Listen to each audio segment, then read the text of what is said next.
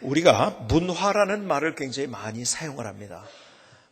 문화가 여러 용도로 우리가 사용되고 있는데, 그러면 문화라는 것은 같은 생각이나 행동 양식을 가진 어떤 무리나 어떤 집단 혹은 또 어떤 지역 이런 것을 얘기할 때 우리가 문화라는 말을 사용합니다. 그래서 세대별로도 뭐 청소년 문화다, 또 노인 문화다, 이렇게 문화, 우리가 문화를 얘기할 때 어떤 세대 간의 이야기를 할 때도 문화라는 말을 사용합니다. 지역적으로도 그렇죠. 예를 들어서 지중해 문화다, 이런 얘기를 쓰죠. 뭡니까? 지중해를 중심으로 해서 거기에 있는 유럽과 그리고 아시아와 아프리카가 다 만나죠. 지중해에서 그쪽에 있는 해상 무역을 통해서 만들어진 그들의 고유한 문화들, 또 예를 들어서 아시아 문화다, 무슨 여러 가지 지역을 우리가 이야기할 때 문화란 이야기를 사용하기도 합니다. 또 예를 들어서 시대에 따라서 뭐 바로크 문화다, 뭐 예를 들어서 르네상스 문화다, 이러한 시대적으로 구분할 때도 우리가 문화라는 말을 사용하기도 합니다. 그런데요, 그 문화라는 말이 다양한 곳에 사용되지만 우리의 인류 역사를 보면은요, 그 문화가 크게는 두 개의 물줄기로 흘러내려온 것을 우리가 볼 수 있습니다. 첫 번째는 정착 문화로 일컬어지는 농경 문화입니다. 두 번째는 유목 문화입니다. 항상 이동을 하는 이동 문화, 유목 문화가 있습니다.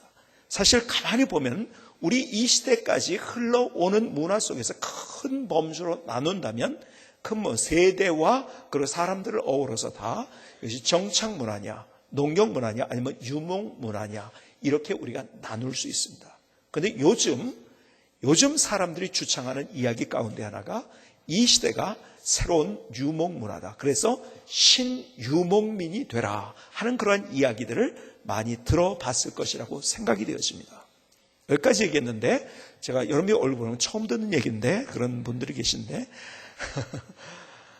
신유목민화라는 말을 많이 요즘 사용하죠. 그렇죠? 여러분이 책이나 이런 데서 보면은 신유목문화라는 말을 사용하고 신유목민이 되라는 이야기. 지금은 이제는요, 어디 하나에 거쳐가 아니라 계속 이동하고, 사실은요, 어디입니까? 저기 뉴욕에서 또 아니면 파리에서 경험하는 것을 동시에 이곳에서도 경험할 수 있고 하기 때문에 이제는 어떤 위치에 있는 것이 중요한 것이 아니라 어떤 생각과 어떤 마인드를 가지고 있느냐가 굉장히 중요한 시대에 우리는 살아가고 있어요. 자, 그렇다면 유목문화와 그리고 정착 문화인 농경 문화를 한번 여러분의 머릿속에 한번 다시 정리를 해보시겠습니까? 자, 보세요. 농경 문화는 공간이 중요합니다. 그렇죠? 농사를 짓기 위해서 공간이 중요한 거예요. 땅이 중요하고요. 그러나 유목 문화는 어떻습니까? 상대적으로 공간은 덜 중요합니다. 뭐가 중요합니까? 시간과 때가 중요합니다. 시간을 놓치면 안 돼요. 이 사람들은 하루와 계절을 잘 생각하고 시간을 파악할 수 있어야만 합니다. 농경 문화는요, 소유와 그리고 땅에 집착을 합니다. 그렇죠? 내가 얼마나 더 많은 것들을 갖느냐. 왜? 정착 문화이기 때문에. 그러나 유목 문화는 소유에 대한 집착이 없어요. 왜요? 이 사람들은 계속 이동을 해야 하기 때문에 많은 것이 있으면은, 너무 많이 가지고 있으면은 이동이 불편한 거예요. 아니, 이동 때문에 그 너무 많은 것을 가지고 오히려 자기의 목숨이 위태로울 수 있는 상황도 많이 있는 겁니다. 될 수 있는 대로 간편한 것이 좋은 거예요. 그러니까 소유에 대한 집착이 없습니다. 여러분, 농경 문화를 보면은 왕을 중심으로 해서 중앙 집권 체제가 만들어집니다. 어느 나라나. 그런데 유목 문화를 보면은요, 훨씬 더 민주적입니다. 종속적인 것보다 평등성과 그리고 개별성을 굉장히 중요하는 것이 유목 문화입니다. 농경 문화는 폐쇄적입니다. 담을 치죠. 그리고 땅에 금을 긋습니다. 이건 내 거야. 그런데 유목 문화는 그 금을 긋고 담을 치는 것을 하지 않습니다. 개방적이고 누구에게나 열려 있어요. 그래서요, 농경 문화에 같은 데 보면 바벨탑이다, 피라미드다, 이런 거를 많이 세우죠. 그렇죠? 근데 보세요. 잘 보면은요, 인간의 힘으로 농경 문화는 자연의 한계를 조금이나 극복할 수가 있어요. 예를 들어서 댐을 만든다, 저수지를 만든다.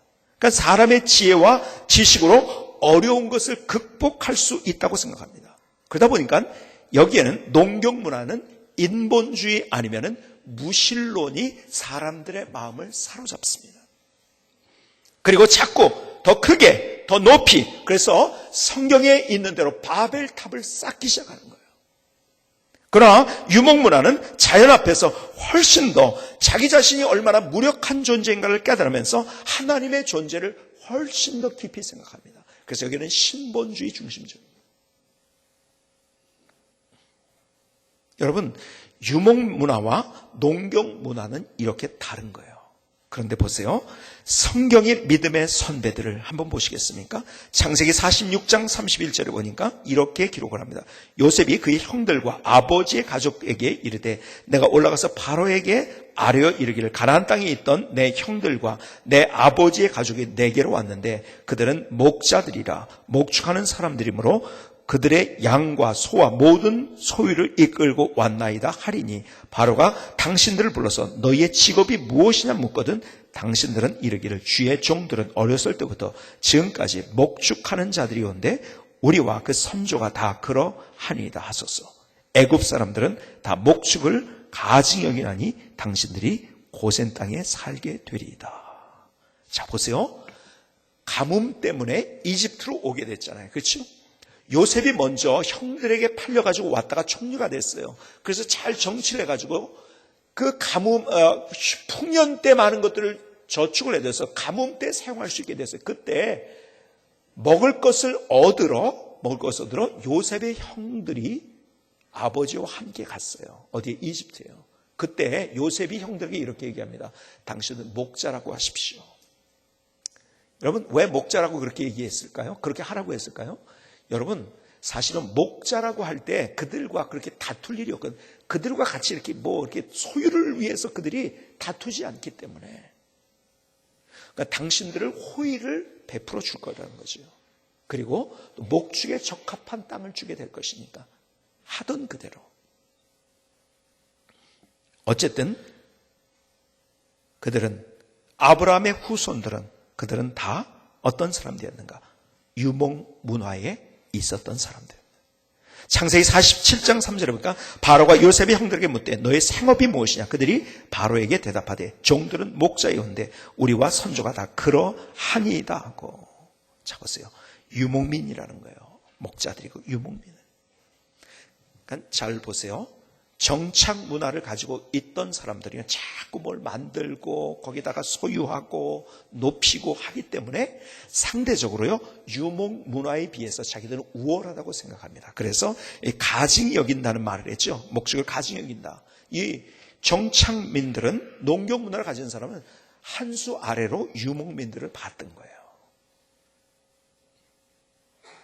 그런데요 하나님께서 한 수 아래 유목민들이었던 그 사람들을 선택하셔서 하나님의 구속의 역사에 그들을 부르시고 사실 그들을 통해서 하나님이 누구신지 그리고 우리가 어떻게 구원을 얻게 되는지를 알게 하신 거예요. 하나님은 유목민을 선택하셨어요. 여러분, 출애굽기를 보면은 모세 이야기가 나옵니다. 이제 한참 동안 아까 이제 요셉의 얘기를 했지만요. 요셉의 후손들이 강성하기 시작했잖아요. 그렇죠? 이집트에서. 그러니까요. 야, 이 사람들이 우리나라 사람보다 더 잘 되면 우리 땅을 전복을 하겠다. 형목을 이렇게 했다. 이래 가지고 막 굉장히 막 그냥 박해하기 시작하잖아요. 그때 태어난 사람이 누구예요? 모세예요. 여러분, 모세는요. 그래서 여러분이 잘 아는 대로 바로의 왕궁에서 자랐어요. 사실 그가 어떤 교육을 받은지 농경 문화의 교육을 받은 거예요. 농경 문화에서 그가 배워야 될 모든 지식과 지혜를 다 배웠어요. 그러니까 하나님이 자기를 부르셨다는 걸 알았어요. 내 조국을 위해서 무엇인가를 해야겠다는 것을 알았어요. 그런데요, 여러분 출애굽기 2장에 보니까요. 출애굽기 2장에 보니까 그래서 자기의 사명과 꿈을 따라서 자기 백성들이 있는 히브리 민족이 있는 곳으로 와서 뭔가를 하려고 했어요. 그런데 실패했죠. 사람을 죽였죠. 왜 실패했는지 아세요? 여러분, 농경 문화는요, 사실은 자기의 지혜와 지식을 가지고 계산을 하는 겁니다. 자기의 지혜와 지식을 가지고 계산하다가, 여러분, 출애굽기 2장 12절에 보면은요, 그가 이쪽 저쪽을, he looked this way and that way, 이쪽과 저쪽을 다 봤다. 제가 언젠가 여러분의 설명을 드리면서 설교를 한 적이 있어요. 열심히 봤어요. 계산했다는 거예요. 자기의 논리로. 그러면서 앞뒤 좌우는 열심히 봤어요. 사람을 보고 환경을 보고 주변을 보고 열심히 계산했어요. 그런데 결론은 뭡니까? 사람을 죽이고 말았어요. 그래서 3장으로 넘어가니까 그가 어떻게 됩니까? 도망자가 됩니다. 자, 보세요. 3장 1절에 이렇게 기록을 합니다. 모세가 그의 장인 미디안 제사장 이드로의 양떼를 치더니 그 떼를 광야 서쪽으로 인도하여 하나님의 산 호렙에 이르매. 자, 보세요. 지금 완전히 그의 인생이 180도 달라졌어요. 농경 문화에서 배웠던 그가 뭘 하고 있어요? 양을 치고 있어요. 한 번도 해본 일이 없었던 겁니다. 그런데 하나님이 그를 그 광야로 부르신 거예요. 40년 동안 그는 유목 문화가 무엇인지를 배웠어요. 이게 무슨 말인지 아십니까? 내 지식으로 안 되는구나. 내 계산으로 안 되는구나. 내 능력으로 안 되는구나. 내 지혜로 안 되는구나. 철저하게 그는 광야와 사막에서 자기의 무력함을 경험하고 하나님만을 바라보는 그의 인생으로 훈련을 받는, 자그마치 40년 동안이요. 40년은 그가 농경 문화를 경험했고 그 다음에 40년은 유목 문화를 경험했어요. 자, 유목민들은 어떻다고요? 그들에게 소유가 중요하지 않아요. 왜? 이동을 해야 되겠다. 집착을 포기하죠. 폐쇄적이보다 개방적이죠. 소통을 할 줄 알죠. 종속성보다 평등성, 개별성을 강조하죠. 무엇보다 중요한 것은 하나님을 갈망하고 하나님을 바라보는, 그들이 바로 유목민들이었던 거예요. 오늘 하나님께서 어쩌면 이렇게 광야와 사막 같은 인생을 걸어가는 우리를 향해서 너희들이 영적인 유목민이 돼야 된다. 우리는요, 앞뒤 좌우 동서남북 바라보면서 사람 보고 환경 보면서 이렇게 계산하고 저렇게 계산하고 이렇게 따져보고 저렇게 따져보고 계속 그렇게 우리는 인생을 살아가요. 아니다. 거기서 눈을 떼어서 나를 갈망하지 않겠느냐. 여러분, 저는 시편 23편 읽을 때마다 너무 참 감동이 돼요. 제가 몇 년 전에는요, 매일 이 말씀을 하루에 한 번 이상씩을 묵상을 했어요. 어떤 두 번, 세 번씩 했어요. 목표를 삼았었어요. 내가 이 말씀 매일 묵상을 해요. 얼마나 도대체 어떻게 이렇게 멋진 시로 하나님을 찬양하며 그의 삶을 표현할 수 있을까? 읽을 때마다 감동이에요. 제가 아킬레스건이 끊어져서 수술을 할 때도요, 제가 마지막 수술실에 들어갈 때 마지막 읽었던 그 하나님의 말씀이 시편 23편입니다. 한번 들어보시겠습니까? 여호와는 나의 목자시니 내게 부족함이 없으리로다. 그가 나를 푸른 풀밭에 누이시며 쉴 만한 물가로 인도하시는도다. 내 영혼을 소생시키시고 자기 이름을 위하여 의의 길로 인도하시는도다. 내가 사망의 음침한 골짜기로 다닐지라도 해를 두려워하지 않을 것은 주께서 나와 함께 하심이라. 주의 지팡이와 막대기가 나를 안위하시나이다. 주께서 내 원수의 목전에서 내게 상을 차려주시고 기름을 내 머리에 부으셨으니 내 잔이 넘치나이다. 내 평생의 선하심과 인자하심이 반드시 나를 따르리니 내가 여호와의 집에 영원히 살리로다. 얼마나 아름다운 고백인지요. 여러분, 다시 1절 한번 보겠습니다. 여호와는 나의 목자시니 내가 부족함이 없습니다. 무슨 말입니까? 주님만이 나의 모든 것들을 채워주십니다. 주님만이 나의 만족입니다. 주님만이 나에게 인생의 자유를 주시는 분이십니다. 물고기는 물에 있을 때 자유합니다.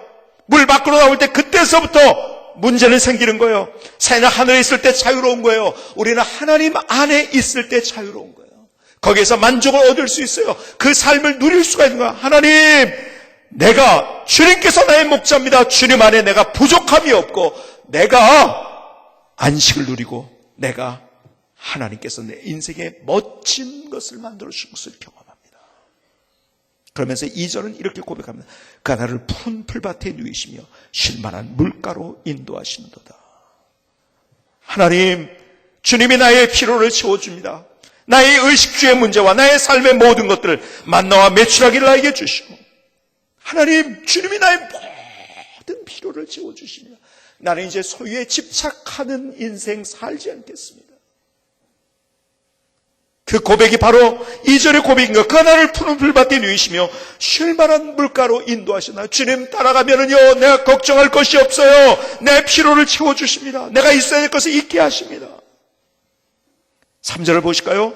내 영혼을 소생시키시고 자기 이름을 위하여 의의 길로 인도하시는도다. 내 영혼을 소생시켜 주신 그분, 내 마음을 만지시고 나를 위로하시고 나를 치유하시는 그 하나님. 어쩌면 광야와 사막 같은 우리의 인생을 살아가면서 아무도 나를 이해해주지 못하는 나 혼자만의 외로움과 고통 속에서 어쩌면 이 문제를 어떻게 풀까 하면서 힘들어하고 있는 그 가운데서 내 마음을 진짜하시고 나를 만져주시고 나를 치유해주시고 나를 고쳐주시는 그분, 내 삶을 소성시켜주는 분이 하나님이십니다. 오늘 그것이 시편 기자의 고백인 거예요. 계속해서 4절을 보실까요? 내가 사망의 음침한 골짜기로 다닐지라도 해를 두려워하지 않는 것은 주께서 나와 함께 하십니다. 주의 지팡이와 막대기가 나를 안위하시나이다. 하나님, 내가 사망의 음침한 골짜기를 걸은 것 같은 두려움과 염려가 얼마나 내 인생 속에서 많은지요. 사실은요, 어쩌면 100년 전보다 200년 전보다 300년 전보다 우리는 두려워해야 될, 염려해야 될 얼마나 수많은 것들을 가지고 우리의 인생을 살아가고 있나요? 자동차가 없었을 때는 그 자동차 타다가 이거 사고 나면 어떡하지 염려가 없었어요. 비행기 없을 때 그 염려가 없어요. 우리가요, 발전하면 발전할수록 사실은 더 염려할 것들이, 가스가 어떻게 폭발하느냐, 어떻게 불이 나가지고 다 타는. 우리는 정말 5만 가지, 10만 가지의 염려 가운데 살아갈 수밖에 없는, 두려움 가운데 살아갈 수 있는 세상 속에 살아가고 있는 거예요. 그래서 사람들이 더 자살하고요. 힘든 인생이라는 거예요. 두려움과 염려를 경험하면서 살아갈 수 없는 이 땅 가운데서 내가 사망의 음침한 골짜기로 달지라도 해를 두려워하지 않은 것은 주께서 나와 함께 하시기 때문입니다. 주님이 나를 붙잡으셔서 나를 지켜주셔서 내가 두려워하지 않습니다. 내가 염려하지 않습니다. 비록 내가 사망의 음침한 골짜기를 걸어가며 야, 이러다 죽는 건데 하는 그런 상황 가운데서도 하나님, 내가 두려움과 염려를 주님께서는 포기하게 만드십니다.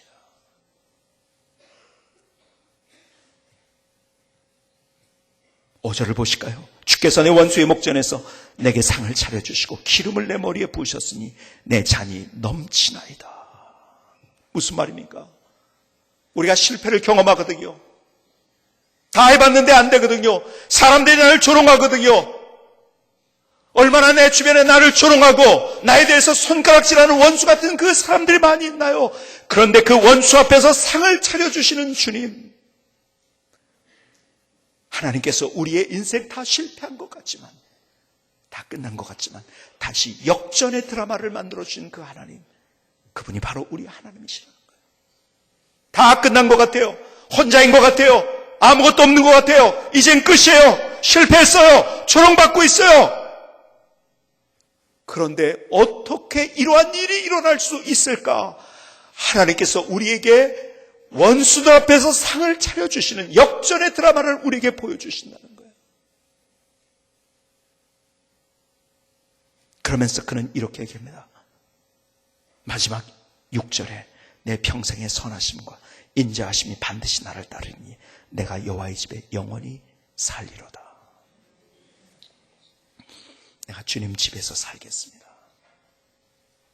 여러분, 청소년들의 제일 큰 꿈이 뭔지 아세요? 퍼센테이지로 앙케이트 조사한 걸 봤더니요, 청소년들이 제일 큰 꿈, 자기 가졌던 제일 큰 꿈 중에 하나가 뭔지 아세요? 제일 수치가 높게 나온 거예요. 뭔지 아세요? 가출하는 거예요. 내가 이 속박 가운데서 어떻게, 엄마의 잔소리 가운데 내가 벗어났으면 좋겠다. 꿈이 그거예요. 그런데요, 가출했잖아요. 막상 가출한 다음에 그게 얼마나 힘든 일인지를 알아요. 자기가 돈 벌다가 참 인격적인 모독도 당하고요, 별꼴을 당하고요, 다. 그래서 여러분, 가출한 애들이요, 오히려 가출 어떻게 하죠? 이제 인터넷에 그런 것들이 막 올라오더라고요. 그러면 야, 절대로 내가 가출했는데 집 떠나면 뭐라고요? 바로 그거다. 절대로 하지 마라. 어느 시편 기자의 고백이 뭐라고요? 하나님, 나 가출하지 않겠습니다. 주님 안에 있을 때 내가 가장 멋진, 앞서 말씀드린 물고기 물에 있을 때 자유하고 새는 하늘에 있을 때 자유하듯이 나는 하나님에 있을 때, 안에 있을 때 자유와 평강과 능력과 멋진 인생을 살아갈 수 있게 됩니다. 오늘 이 아름다운 유목민 순례자의 고백을 한번 다시 생각해 보지 않겠습니까? 그의 고백이 결국 이거예요. 하나님, 무조건 주님만 따르겠습니다. 주님만 갈망합니다. 이 시를 지은 다윗은요, 그가 목자였었기 때문에, 그가 광야에서 사막에서 목자의 역할이 얼마나 대단한 것인 걸 아는 거예요. 그리고 주님, 양들이 목자 따라오듯이 난 무조건 계산하지 않고 내 계산으로, 양들 계산으로, 그거 저 너머에 있는 거 모르지만, 그러나 주님은 그 너머까지 다 하시면서 나를 인도하십니다. 무조건 하나님 갈망하며 주님 따라가겠습니다. 여러분, 광야와 사막의 가장 큰 영성이 뭔지 아십니까? 주변과 동서남북을 바라보며 계산하지 아니하고 하나님을 먼저 갈망하는 거예요. 우리 교회 4가지 영성이 우리 안에 강물같이 흐르자고 말씀드리면서 같이 이걸 위해서 항상 기도합니다. 용, 감, 거, 목. 제가 오늘 띄울 테니까 한번 준비되셨습니까? 용. 다시 한번 크게. 용, 감, 거, 목. 네, 목숨을 열자. 3번째가 뭐라고요? 거룩한 갈망. 하나님, 언제든지 내가 거룩한 갈망으로 주님 앞에 나가겠습니다. 이 사막과 같은, 이 광야 같은 인생을 살아가면서 다른 것 바라보지 아니하고 하나님만을 갈망합니다. 하나님만을 바라봅니다. 하나님 향해서 내 눈동자를 고정합니다. 내 시선을 고정합니다. 주님만을 소망합니다. 여러분, 바로 광야와 사막의 영성이 바로 그거예요. 주님만을 바라보는 거예요. 갈망하는 거예요. 정착 문화에서는 내가 자꾸 주변을 계산합니다. 그러나 주변 계산하기 전에 하나님 먼저 바라보는 거예요. 악망하는 거예요. 갈망하는 거예요. 그때 이사야 40장 31절에 이렇게 말씀하십니다. 오직 여호와를 악망하는 자는 새 힘을 얻으리니 독수리가 날개침이 올라간 것 같을 것이요 다른 박질라도 곤비하지 아니겠고 걸어가도 피곤하지 아니하리로다. 여호와를 악망할 때 우리가 하나님의 새 힘을 주신 독수리가 날개침이 올라가. 여러분, 사막과 광야를 걸어갈 때 그것이 얼마나 힘든지 아십니까? 정말 사막을 걷는 거는 특히 여러분 모래에 빠지는데요. 여러분 사막을 걸어보니까요, 모래가 이렇게 있잖아요.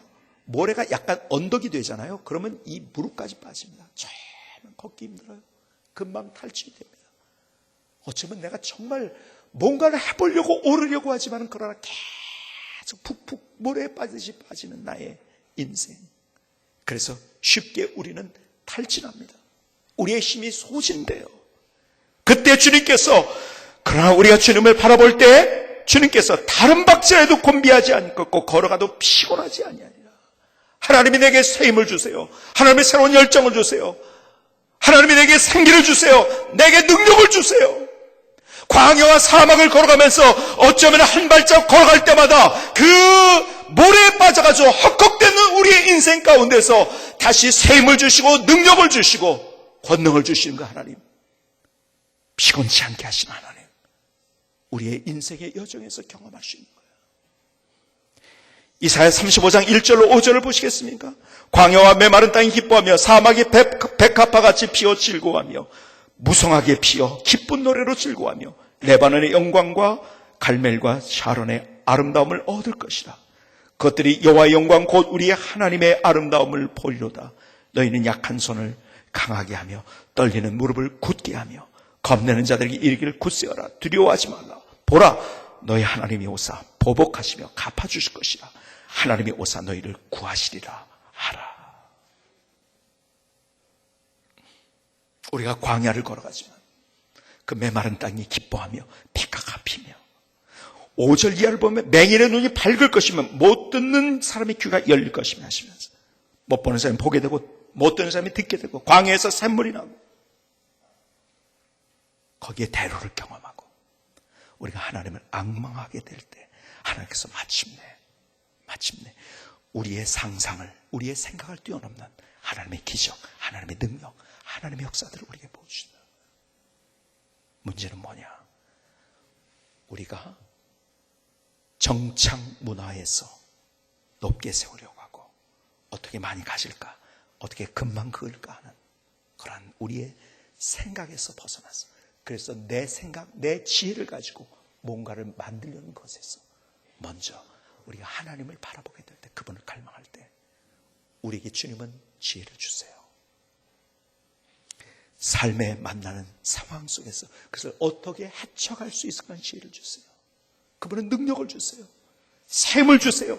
우리의 소진되고 우리의 피곤한 인생길에서 하나님이 새 능력과 새 힘과 우리의 삶을 피곤치 않게 하시는 하나님의 역사들 우리에게 채워주시면서 그 앞길에서 하나님께서 하나님의 샘물을,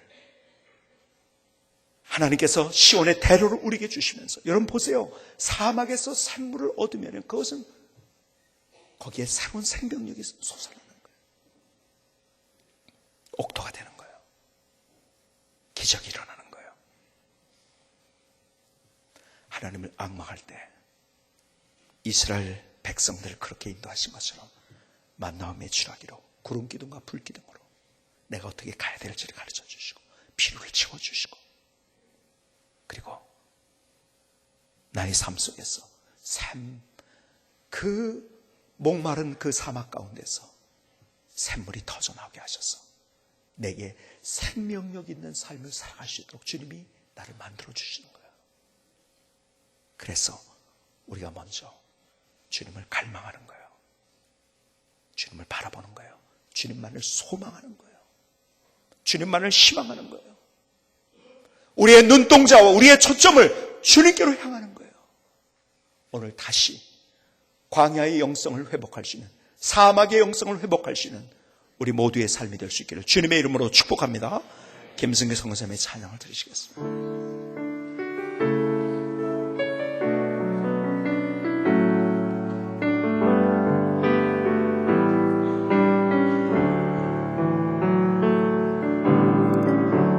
유목민이 되어야 합니다.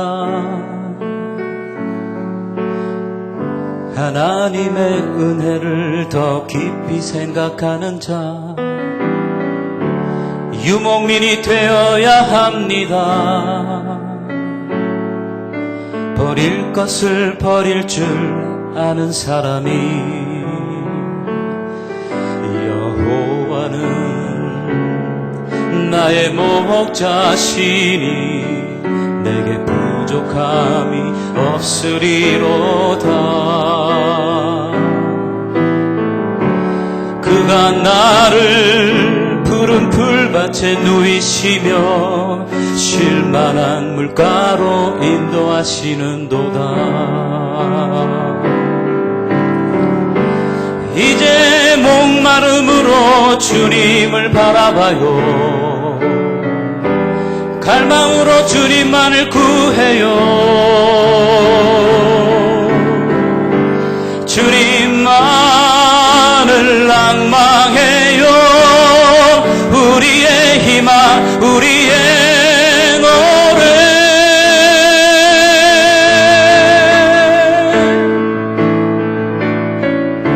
이 광야 같은 세상에 주님만이 우리의 모든 것 되십니다. 유목민이 되어야 합니다. 하나님의 은혜를 더 깊이 생각하는 자, 유목민이 되어야 합니다. 버릴 것을 버릴 줄 아는 사람이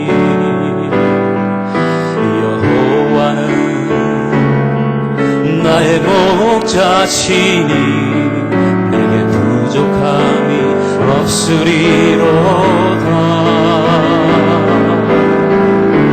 그가 나를 푸른 풀밭에 누이시며 쉴만한 물가로 인도하시는도다. 이제 목마름으로 주님을 바라봐요. 갈망으로 주님만을 구해요. 주님만을 앙망해요. 우리의 희망, 우리의 노래.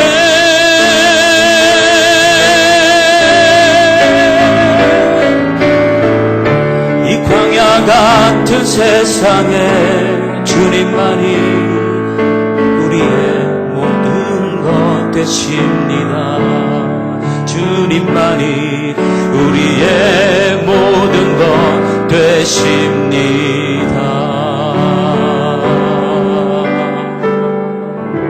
아멘. 하나님 나의 고백입니다. 하나님 나의 노래를 드립니다. 하나님 나의 마음의 걱정을 주님 앞에 올려드립니다. 하나님 감사합니다. 벌써 거의 30년 전 이야기인 것 같아요. 제가 1983년도에 미국에 공부하러 갔는데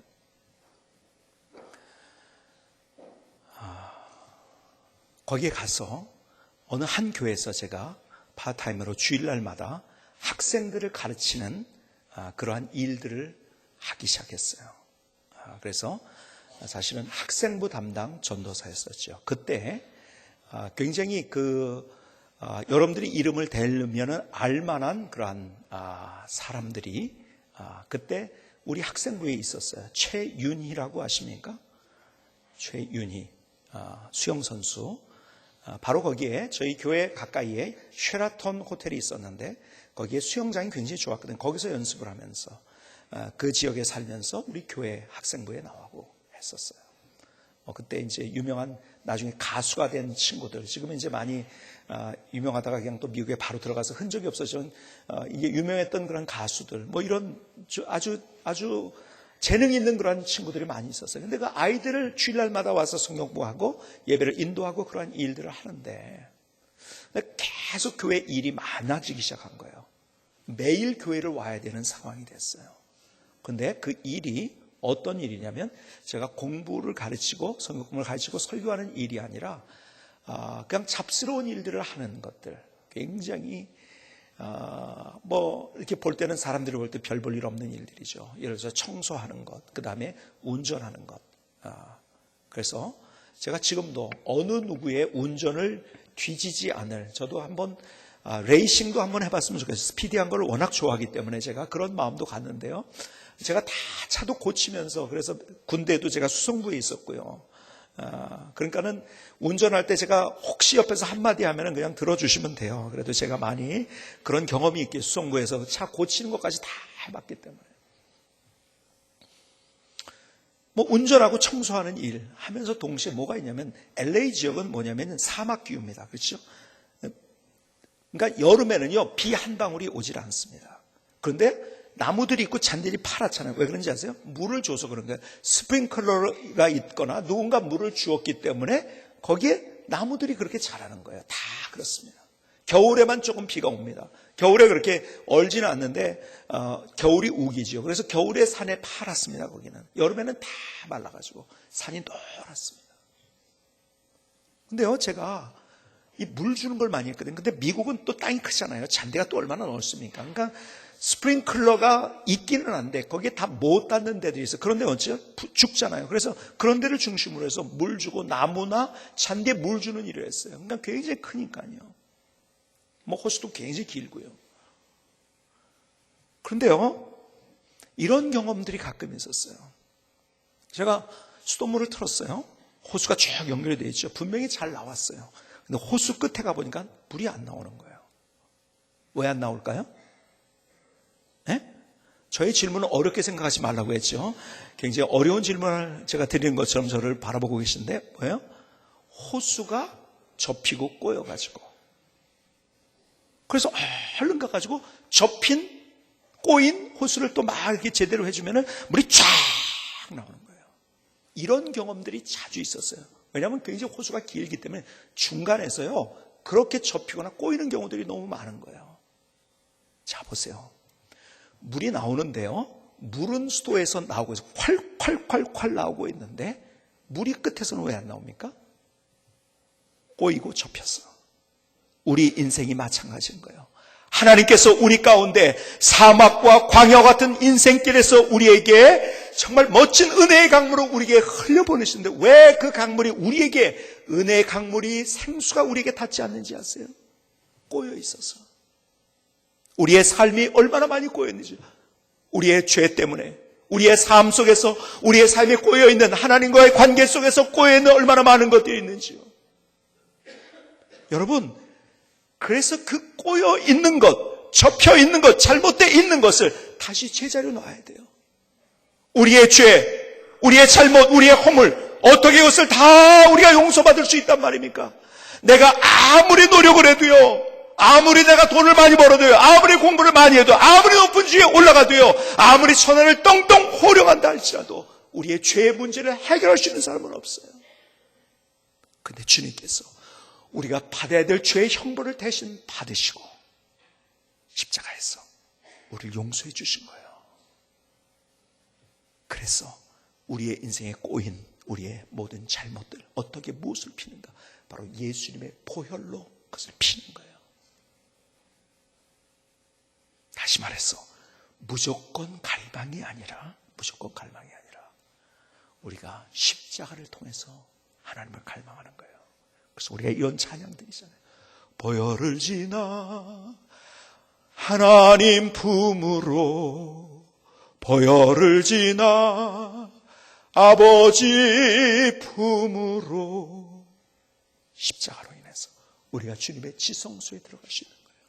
우리 막혀진, 꼬여진 그 모든 것들이 다 예수님의 십자가의 보혈로 펴지고, 그래서 십자가로 인해서 우리의 삶에 하나님께서 우리에게 흘러주시는 그 은혜의 강물이 콸콸콸콸 우리 앞에 흘러넘칠 수 있는 거예요. 무엇보다도 하나님께서는 우리의 인생의 가장 큰 은혜의 도구 예배를 우리에게 주셨어요. 하나님께서 예배를 통해서 우리가 십자가를 바라보며 주님을 갈망하며 주님 앞에 나갈 수 있도록 우리를 만들어 주신 거예요. 그래서 우리가 예배에 목숨 거는 거예요. 여러분이 누누이 말씀드리지만 예배는 구경하는 것이 아니라고 했죠. 아, 찬양대가 어떻게 찬양하는구나, 이거 구경하는 게 아니에요. 우리가 함께 주님 앞에 나가는 거예요. 어떤 순서도 우리는 구경해서는 안 되는 거예요. 내가 그 순서를 통해서 하나님 앞에 나가는 거예요. 대표기도를 드릴 때 대표기도 잘하나 못하나 아니에요. 내가 함께 주님 앞에 나의 기도를 드리는 거예요. 찬양을 드리면서 그런 거예요. 그래서 우리 교회의 예배 순서에서 구경하게 만드는 요소를 다 제거하려고 하는 이유가 있어요. 하나님만 바라봐야죠. 사람 보기 위해서. 여러분들, 우리가 이 자리에 왔지만은 이 자리에서 그냥 구경하는 자로 있어서는 안 되는 거예요. 내가 여기에서 십자가의 보혈을 바라보며 십자가를 바라보며 내가 주님의 지성소에 들어가야 되는 거예요. 십자가를 통해서 나의 모든 죄악과 실수와 허물들 하나님 다 용서해 주세요. 주님 앞에 회개하며 주님, 내가 십자가를 통해서 다시 내가 하나님의 은혜의 보좌 앞에 내가 당당하게 나갑니다. 하나님, 나를 받아주세요. 예배의 성공자가 되어야 되는 거예요. 저는 오늘 여러분들에게 정말 2013년도를 열면서 정말 간곡하게 뜨겁게 도전드리고 싶은 것이 있어요.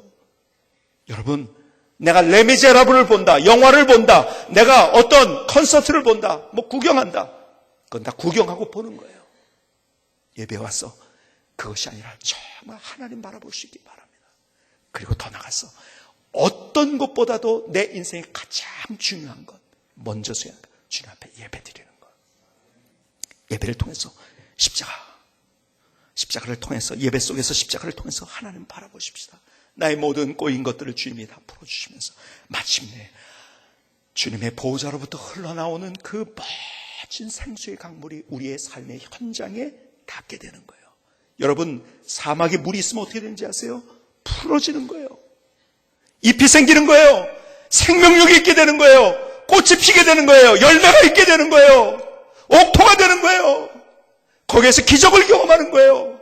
어쩜 우리는 광야와 사막 같은 인생을 살아가고 있어요. 얼마나 답답하고 힘들고 얼마나 피곤하고 어쩔 줄 모르는 우리의 인생을 살아가면서 내가 하나님과의 관계 속에서 내가 십자가를 통해서 주님을 만날 수 있다고 한다면, 하나님을 만날 수 있다고 하면 거기에 보호자로부터 흐르는 은혜의 강물이 우리의 삶의 현장에 닿게 되고 거기에서 풀어지고 생명이 있고 잎이 피고 꽃이 피고 열매가 맺는 하나님의 기적을 우리의 삶의 현장에서 경험하게 되는 거예요.